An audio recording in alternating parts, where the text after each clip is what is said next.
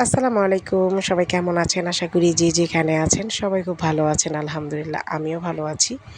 আমি যখন ছোট ছিলাম তখন আম্মুর সাথে যদি বাসা থেকে বের হইতাম, কোথাও যেতাম, তাহলে সবসময় আম্মু আমাকে জিজ্ঞেস করতো, "কী খাবে?" তো আমি যখনই আম্মুর সাথে বাইরে যেতাম বা শপিংয়ে যেতাম, মানে যেকোনো কাজেই যেতাম, তো আমি সবসময় বার্গার খেতাম। আমার বার্গার খেতে খুবই ভালো লাগতো। আর আমার ছোট বোন সবসময় আইসক্রিম খেত। মেজো বোনও সামথিং, মানে ওর কোনো মানে ওইরকম চাহিদা নেই।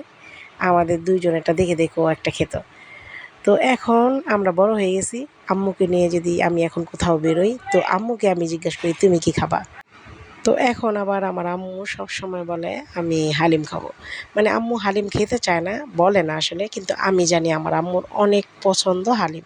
তো আমি এখন যদি বাসা থেকে আম্মুকে নিয়ে বের হই বা কোথাও যাই, তো আমি চিন্তা করি যে আম্মুকে একটু হালিম খাওয়ায় নিয়ে যাই। কারণ আমরা যখন ছোট ছিলাম তখন কিন্তু আম্মু আমাদের শখগুলো পূরণ করছে। তো এখন মেয়ে হিসেবে, সন্তান হিসেবে আমাদের দায়িত্ব আমাদের বাবা-মায়ের যে কী ছোট, ছোট ইচ্ছা আছে অথবা আমার বাবা-মায়ের কী পছন্দ এগুলো খেয়াল রাখা।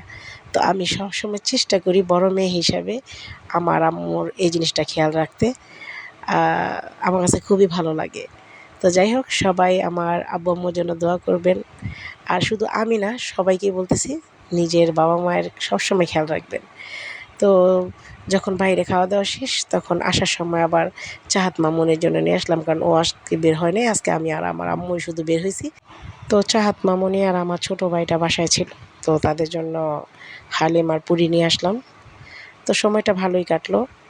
তো আল্লাহ হাফেজ, সবাই ভালো থাকবেন। আর অবশ্যই আমার প্রত্যেকটা ভিডিওকে একটু লাইক, কমেন্টস করে দিবেন।